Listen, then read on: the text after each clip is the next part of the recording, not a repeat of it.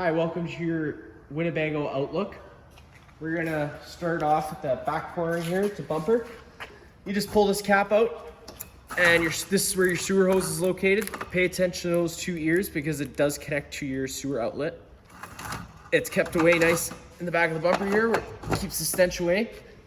Next to that, you have your back storage compartment where you find your 25-foot water hose and your park adapter. This park adapter allows you to hook your RV up to any household plug, but you do have less amperage, so you have to keep that in mind. So you're not going to be able to run AC or anything like that.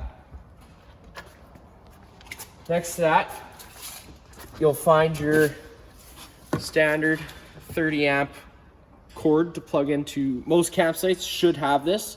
If they don't, you have to use the park adapter, and you won't be able to use any high power stuff like AC or anything. But it just plugs in like that and you're good to go.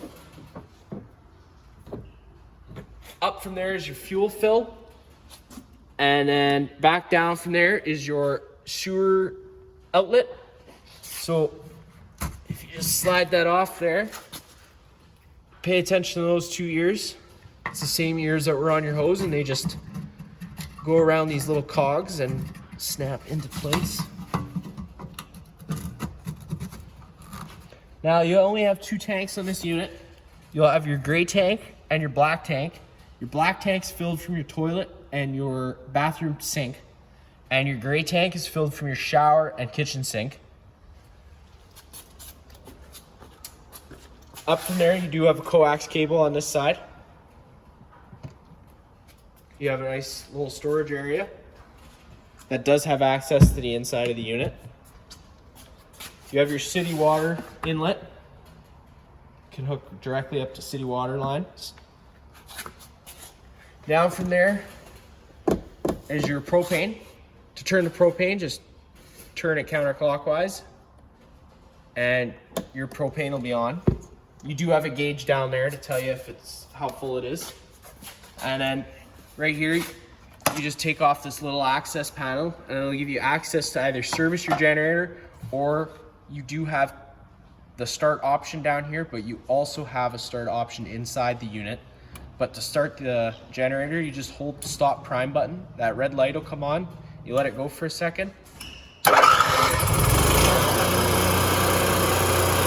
turn it off, just hit the stop button. Pay attention to your generator exhaust, because that will get hot over time. You have your driver door.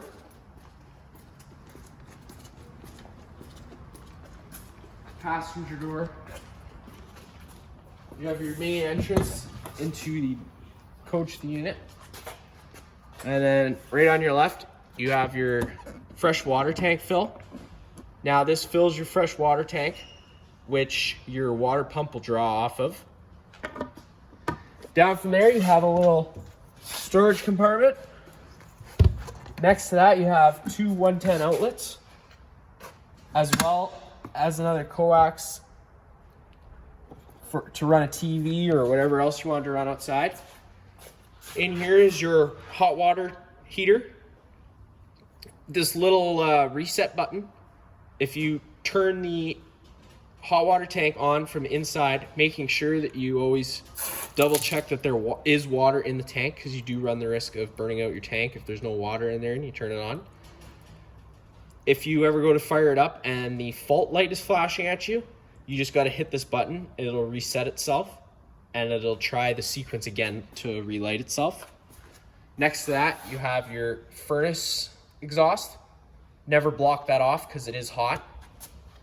Down from there, you have another little storage compartment. And then at the back of the unit, you have your ladder to get to your roof to check all your seals, and you have your rear camera.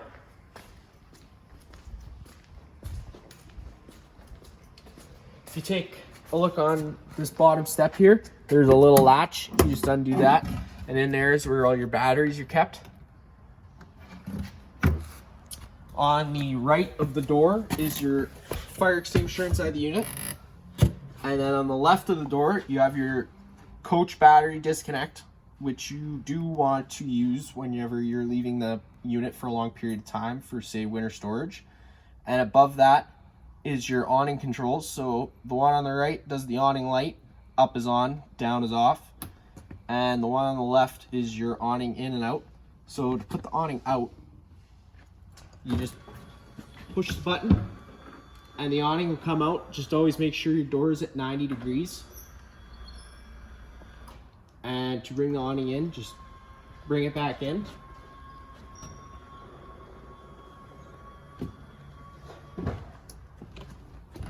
Now, all your lights in this unit are activated off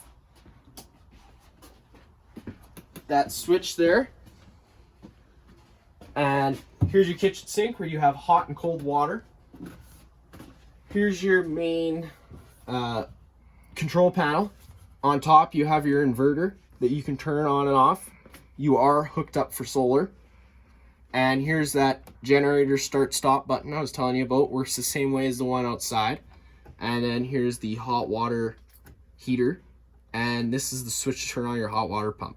If you're hooked up to city water, you don't need to use the water pump. Above that, you have your battery conditions. You have your tank conditions. And down from there, you have a stove. To turn the stove on, you just hold it to light high, and you just hit the sparker, and it'll just... Sometimes it takes a second to clear the air out of the lines.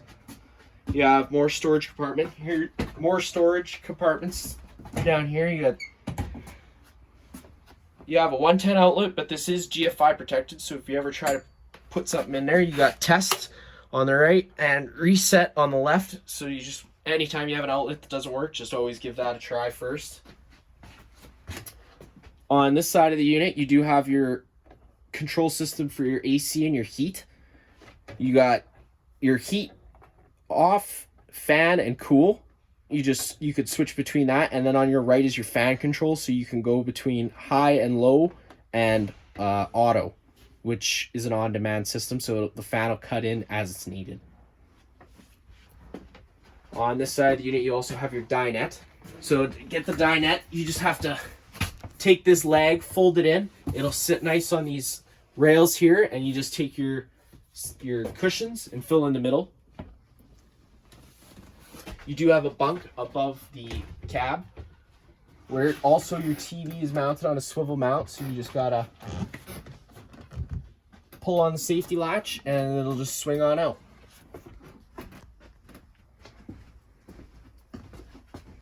In the back here, you do have a slide out. To activate the slide out, you have to have your parking brake on, and you also have to turn the unit, the key in the cab to the on position.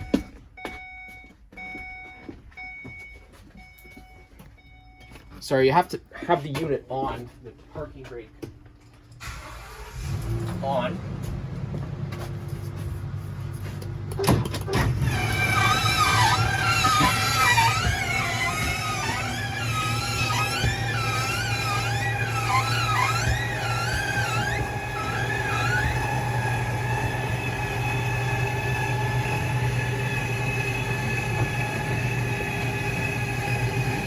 Now once the slide out's fully extended, you'll hear some clicks from the motor, and that's when you know it's done and it's fully extended. And you have your mattress, and then in this door here is where you have your bathroom located. You do have a hot and cold water sink.